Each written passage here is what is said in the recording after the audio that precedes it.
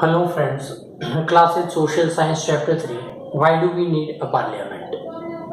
Now, why do we need a parliament? अब parliament क्या है? हमने यहाँ पे definition दिया parliament is a legislature at the central level and it consists of two houses, upper house and lower house. Lower house, that means the Lok Sabha, and Rajya Sabha is the upper house. The number of members of the Lok Sabha are 543 and number of members of Rajya Sabha are 233. Let's see first introduction of this chapter. We in India pride ourselves on being a democracy. हमारे India के अंदर हमें proud करना चाहिए कि India largest democracy in the world है. Here we will try and understand the relation between the idea of the parliament participation in the decision making and the need for all the democratic government to have the consent of their citizens. It is these elements that together make a democracy, and this is the best expression in the institution of the parliament. In this chapter, we learn about how the parliament enables citizens of the India to participate in the decision making and control the government. How to control the government and to the people, and thus making it the most important symbol of Indian democracy and key features of the constitution. तो इस chapter के अंदर हम ये सारा कि parliament क्या है, पार्लियामेंट के क्या क्या डिसीजंस होते हैं and control the government over our country. Now let we start our first point.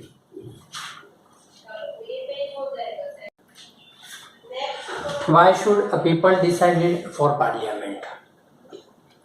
India, as we know, became independent on 15 August 1947 and preceding this was a long and difficult struggle in which many sections of the society participated. यानी बहुत struggle के बाद हमें India को आज़ादी मिली and 15 अगस्त 1947 को. And people from the various backgrounds joined the struggle and they were inspired by the leader of freedom, equality and participation in the decision making. Under the colonial rules, that means the British rule, the people had lived in fear of the British government and did not agree with the many of decisions that they took. यानी कि British के under में कोई भी person अपना decision नहीं ले पाता था, यानी कि किसी भी पर्सन को कोई भी तरीके के राइट्स नहीं थे. But they face grave danger and if they try to criticize this decision and the freedom movement changed this situation. The nationalist began to openly criticize the British government and make demands.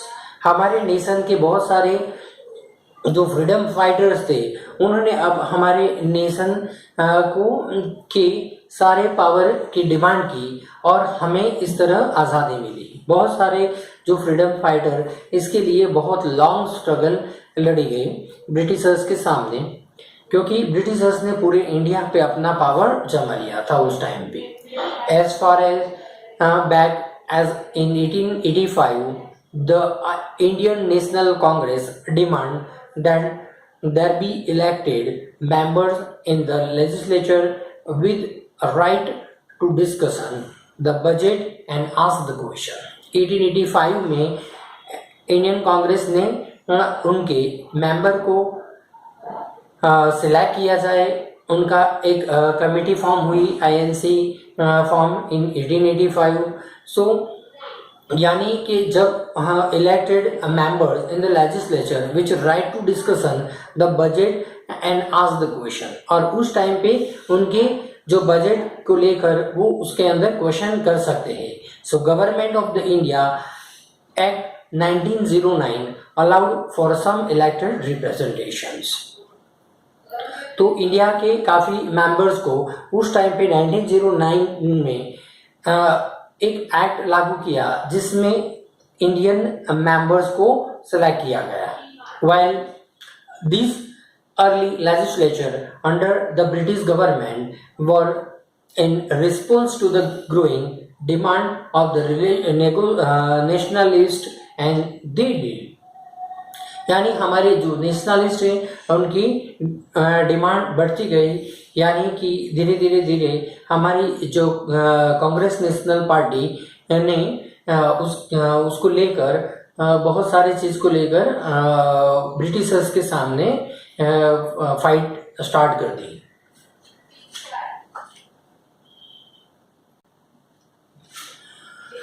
But the British government not allow for all adults to vote and could people participate in the decision making. पर British government किसी को भी कोई भी adult को उसके अंदर participation के लिए अलाउ नहीं करती थी, कोई भी डिसीजन मेकिंग के लिए। The experience of the colonial rule as well as the participation of the different people in the struggle of the freedom left little doubt in the mind of the nationalists that all the person in independent India would be able to participate in the making decision. यानी हमारी जो freedom fighters थे so left little doubt in the mind of the nationalist party, उनके mind में doubt हो गया कि all the person in the independent of India would be able to participate in making, हर एक इंडिया के लोग पार्टिसिपेट होने के लिए हो सकते हैं।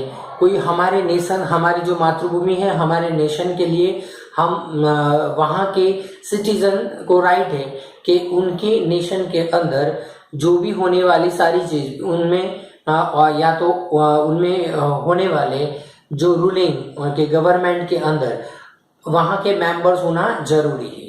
So they have to right to making the decision as a power, and the dream and aspiration of the freedom struggle were made concrete in the constitution of the independent India that laid down the principle of the universal adult franchise, that is the all the adult citizen of the country have to right to vote।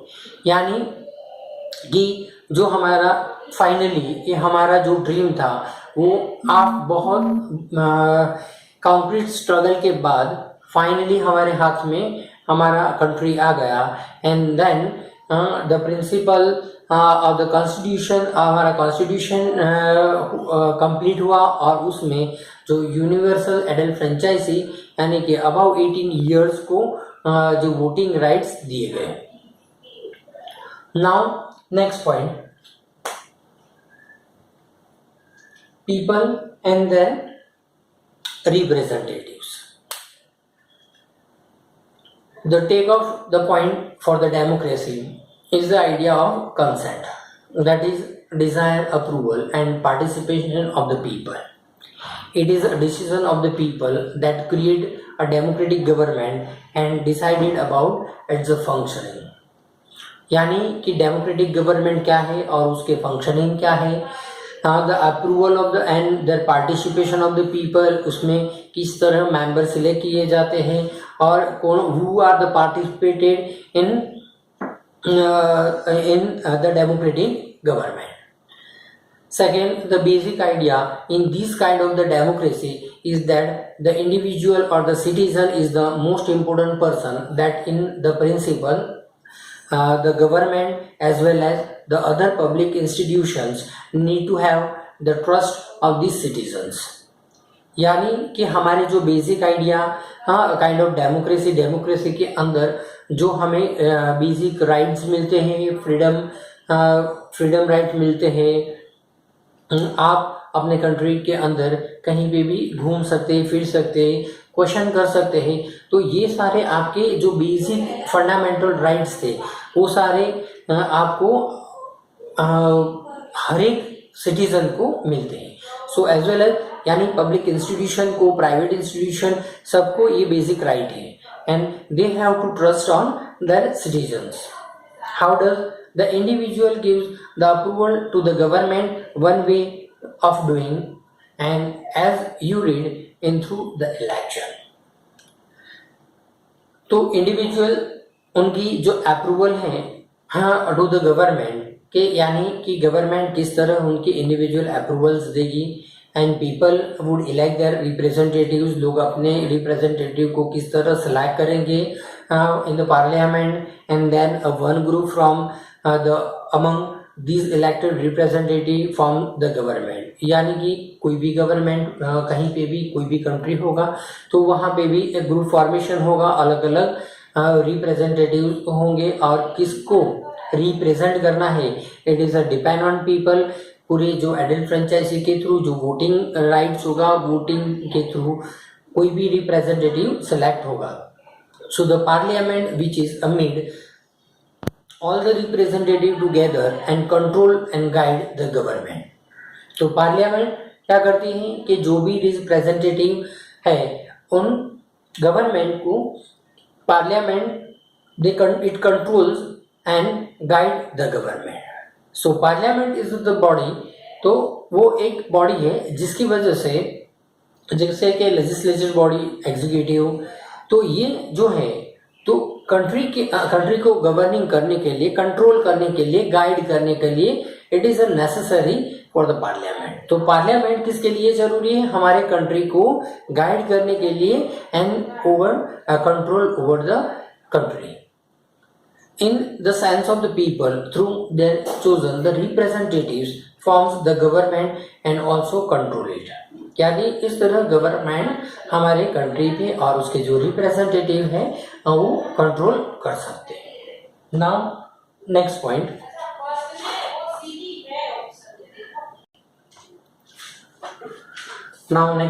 The role of the parliament. अब parliament का क्या role होता है? So created after 1947, India Parliament is an expression of the faith that people of India have a principle of the democracy। यानी trust था उन Indian people के ऊपर, क्योंकि इंडिया जो स्ट्रगल के अंदर से पास हुआ था, so they have to trust on their parliament. These are the participation by the people in the decision making the process and the government by consent।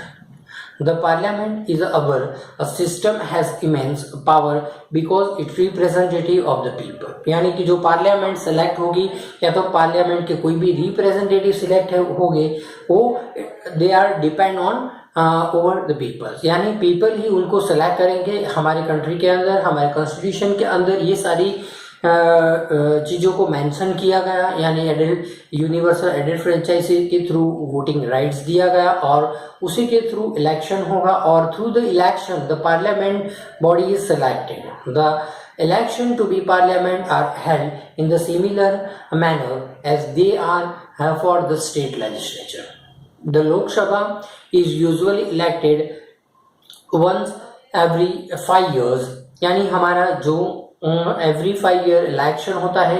The country is divided into a number of constituencies.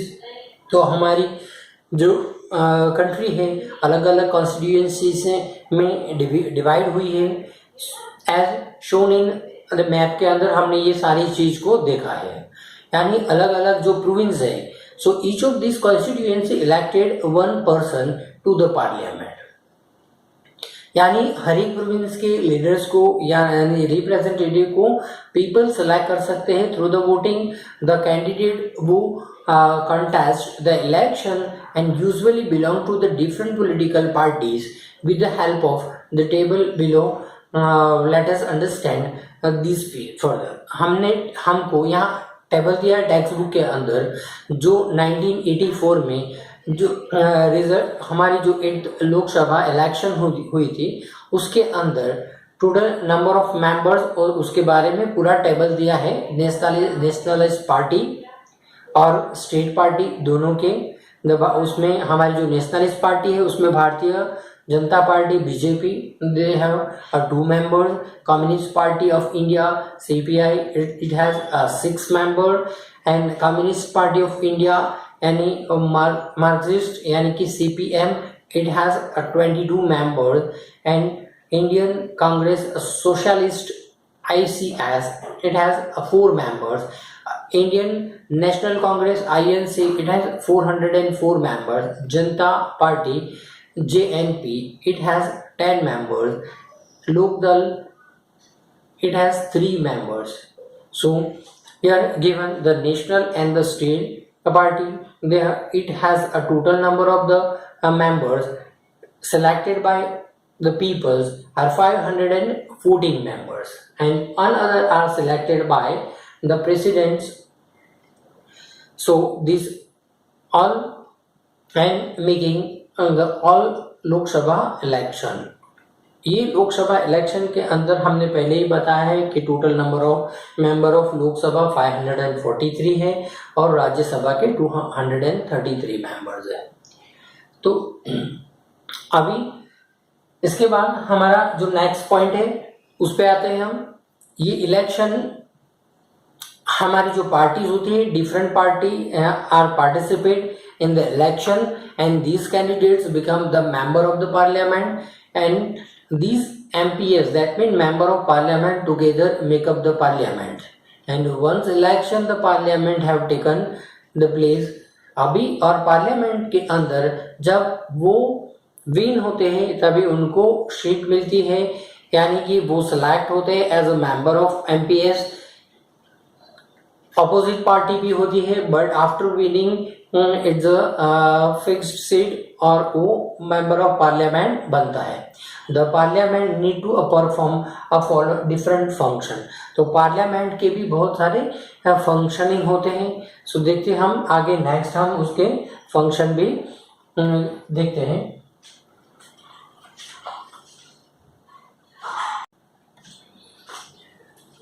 Now the parliament of India consist of the president, the Rajya Sabha and the Lok Sabha. After the Lok Sabha election, a list is prepared showing how many members of the parliaments and each political party. For political party to form the government, and they must have a majority of the election of member of parliaments. Since there are 543 elected members, and उसमें जो plus 2 nominated members होते हैं in the Lok Sabha, to have majority, a party should have at least half the member, and that is 272 members or more. The opposition in the parliament is formed by all the political parties that oppose the majority party, but अब हर एक में opposition party होती है। कोई भी state ले लो या तो सेंट्रल गवर्नमेंट में, हर एक में अपोजिशन पार्टी होगी, बट जिसको मेजोरिटी मिलती है वही इलेक्शन, वही रिप्रेजेंटेटिव बनता है। So and majority position and the largest among this party, it is called the opposition party, यानी कि जो भी अपोजिट पार्टी, सामने वाले की पार्टी, जैसे कि भाजपा और कांग्रेस, यानी हमारी दोनों दे आर अपोजिट पार्टीज, यानी कि उसमें जिसके भी जो मेंबर्स ज़्यादा सिलेक्ट होते हैं तो उसी को ही मेजोरिटी मिलती है, and then form the government. Now some functioning of the parliaments. One of the most important function of the Lok Sabha is to select the executive, and the executive is a group of a person who work together and implement the law and made by the parliaments. यानी उसकी जो executive होती है और उसके जो groups होते हैं, they working together and implement the law. तो उनका वर्क क्या है कि लॉ को, जो लेजिस्लेचर बॉडी ने जो भी लॉ बनाया है उसको इम्प्लीमेंट करना। This executive is often what we have in mind and when we use the term of the government. The prime minister of India is a leader of the ruling party in the Lok Sabha from the MP member of parliament who belong to her party. The prime minister selected the minister to work with her to implement decision. यानी जो इनका जो leader होता है उसके Lok Sabha party का, उसको prime minister बोला जाता है कि prime minister of India is the ruling leader of the ruling party. The minister then take the charge of the different area of the government functioning like a health minister, education minister, finance minister. So often time in recent the past it has been difficult to single political party to get the majority and that is required to form the government. और इसी तरह majority मिलने के बाद ही government form होती है. Then join together with the different political parties who are interested in the similar concern to form what is known as a coalition government. कभी कभी ऐसा होता है किसी को मेजोरिटी नहीं मिलती कि नंबर ऑफ वोट्स मेजर मिलना चाहिए, उसकी जो लिमिट है उससे ज़्यादा वोटिंग उनके फेवर में होना चाहिए, तभी जाके टू पार्टीज मिलकर जो गवर्नमेंट फॉर्म करती है that is called coalition government. यानी कि फुल्ली मेजोरिटी नहीं होती तब वो कोलिशन गवर्नमेंट फॉर्म होती है. Here given the different function of the parliament. Parliament of India has a two house, Lok Sabha and Rajya Sabha. Parliament which made up of law representative controls and guide the government. The question asked is and the important mechanism through the working government. यानी कि after 12 noon के बाद यानी question और बोला जाता है. So significant role in the law making. And last function is the Rajya Sabha can also intake a legislation and bill has to be passed in Rajya Sabha. और इस तरह राज्य सभा में जो भी बिल पास होना है तो उसको रीडिंग होता है, 3 टाइम रीडिंग होता है. आफ्टर 14 डेज के बाद बिल के ऊपर जब प्रेसिडेंट का साइन होता है then bill become an act, तभी बिल एक एक्ट फॉर्म होता है. तो ये हमारा वीडियो पार्ट 1 है फ्रेंड्स. अभी हम आधा जो लेसन है हमारा हाफ लेसन वो हम वीडियो पार्ट 2 के अंदर कंप्लीट करेंगे. Okay bye friends, subscribe my channel and share more student.